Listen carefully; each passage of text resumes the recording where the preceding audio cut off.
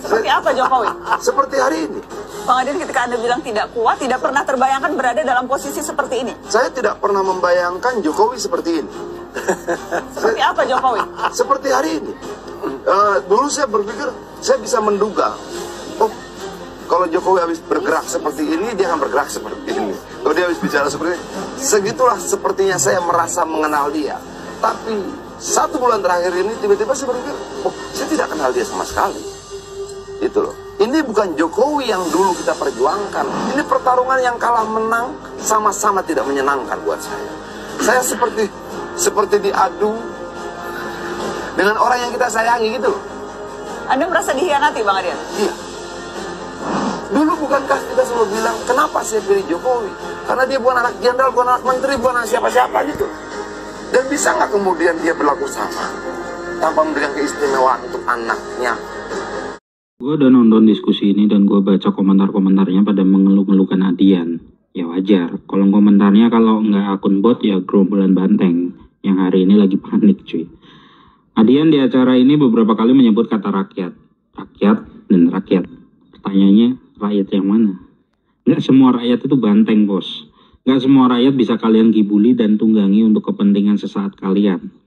Nggak semua rakyat bisa lu bayar gocap plus nasi bungkus buat demo. Nggak gitu. Ya kan? Lalu beberapa kali Adian menyinggung soal poin pengkhianatan, pergeseran nilai dari Jokowi, dan lain-lain. Sekarang pertanyaannya, yang berubah itu Jokowi atau ekspektasi kalian? Jokowi gue lihat nggak pernah berubah cuy. Masih sama seperti dulu, melakukan antitesa dari apa yang dia bicarakan. So, gue setuju banget sama pendapat beberapa politisi yang bilang hati-hati menganalisa dan mengikuti Jokowi. Jokowi ini udah kayak mama cuy. Sennya ke kanan tapi beloknya ke kiri. Sulit sekali ditebak gitu loh.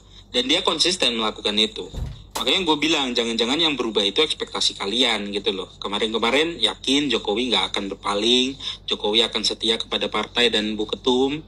Semua pendapat yang mengindikasikan telunjuk Jokowi ke Prabowo disalahin semua. Semua dibilang nggak bener dan lain-lain. Lalu sekarang anak-anak bandeng pada syok, kaget, terheran-heran pada kompak berstatement, ini bukan Jokowi yang ku kenal. Alah, pret lah. Lebay lu semua. Dan lagi Adian juga beberapa kali menyebut people power, istilah yang sering disebut oleh Amin Rais 5 tahun yang lalu. Yang kalian sendiri tertawakan, termasuk Adian, ya kan? Lalu sekarang kalian menyebut itu di saat Jokowi berpaling dari kalian. Kan lucu gitu loh. Masalahnya bukan kepada proses di MK lah, nggak pamitan lah, nggak ada etika lah. Bukan itu masalahnya. Masalahnya mereka mengerti betul ini yang menghidupi partai ini. Yang menghidupi partai ini adalah Jokowi selama 10 tahun. Ya Jokowi dan keluarganya gitu loh. Udah paling paten itu. Itu faktanya. Nggak percaya? Suara PDIP tertinggi itu hanya di pemilu tahun 99 dengan raihan 33%. Suara sah nasional. Lalu di tahun 2004 suara PDIP itu menurun cukup drastis cuy, di angka 18%. Dan kembali mengalami tren penurunan di pemilu 2009 di angka 14%. Beberapa kali pencalonan Bu Ketum tak menampakkan hasil signifikan, bahkan suara partai kian tergerus cuy. Lalu menjelang pemilu 2014, tepatnya di tahun 2012, PDIP menemukan Dewi Fortuna dari Solo, seorang mantan tukang kayu bernama Joko Widodo, yang saat itu baru terpilih jadi gubernur DKI setelah 2 periode emasnya di Solo. Di Pilpres 2014, dengan segala argumentasi orang-orang Banteng yang juga menghalalkan segala cara saat itu, yang bertahan dari gempuran narasi pengkhianatan terhadap warga DKI, karena emang baru kurang lebih 2 tahun menjabat, ujuk-ujuk udah maju Pilpres.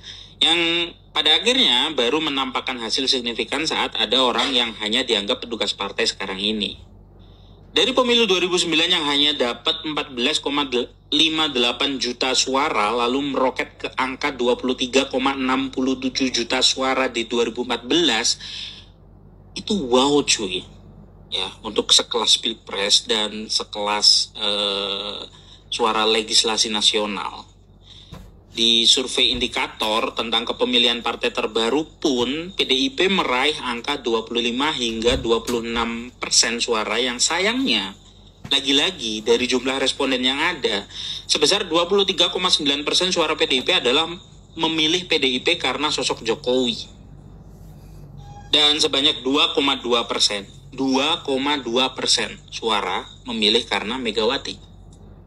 Jadi udah jelas dan paham kalian, kepanikan mereka didasari oleh apa? Udah paham kan, ya kan? Omong kosong lah, Adian bicara tentang konstitusi lah, pembusukan MK lah, rakyat lah, omong kosong semua itu. Di saat gugatan MK tentang Omnibus Law kemarin dimenangkan oleh pemerintah dengan komposisi hakim 7-2 aja, nggak ada yang ribut cuy. Siapa yang ngajuin RUU Omnibus Law kemarin? PDIP. Pas menang di MK, mana ada narasi pembusukan MK, padahal menang 7-2 loh hakimnya. Ya kan? Bayangin tuh. Sementara hasil MK tentang batas bawah cawapres kemarin, komposisinya 5-4 cuy. Yang dibilang pembusukan lah, dissenting opinion lah dibahas, ya kan? 4 hakim yang menolak pada carmuk semua, padahal ada beberapa dari hakim-hakim yang menolak itu juga bermasalah. Ada lagi, RUU haluan ideologi Pancasila yang akan dirubah jadi Trisila dan Ekasila, juga PDIP yang mengajukan. Karena banyak yang protes, lalu nomenklaturnya diubah jadi RUU Pembinaan Ideologi Pancasila dan melahirkanlah BPIP yang ketuanya adalah Megawati sendiri yang beranggotakan Mahfud MD. Masih kurang. Dulu di Medio 2002-2003, kalau sekarang Mendagri, dulu namanya Departemen Dalam Negeri cuy. Pernah ngusulin undang-undang ke DPR yang mengatur syarat pendidikan minimal bagi presiden dan wakil presiden adalah sarjana atau S1. Orang-orang Banten udah bergemuruh nggak setuju cuy, protes mereka. Dan seuzon ini pasti usulan dari Golkar untuk mengkerdilkan Megawati. Karena emang dari dulu mereka musuh bebuyutan cuy.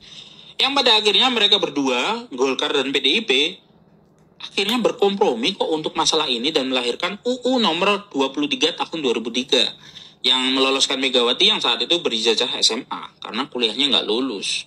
Lalu di tahun 2008 menjelang pemilu 2009 ada lagi gelombang permintaan dari beberapa pihak bahwa syarat pendidikan capres atau cawapres harus minimal sarjana. Lagi-lagi fraksi PDIP ngotot di parlemen cuy agar usulan ini ditolak dengan harapan agar ketumnya tetap bisa maju gitu loh.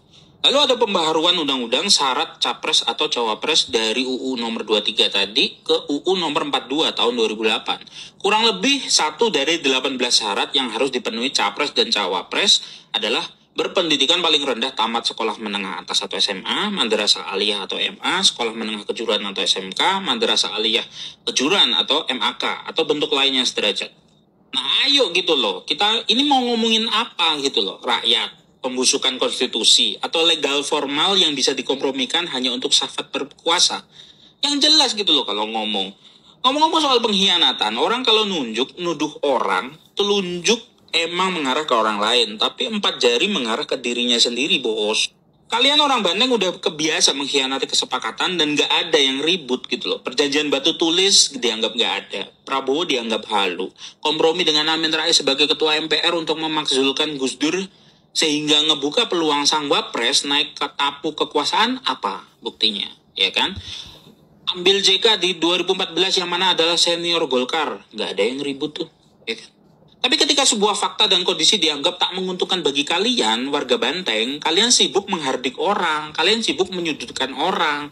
Maka sebenarnya yang terjadi adalah di negeri ini ya, kalianlah sumber keributan di negeri ini.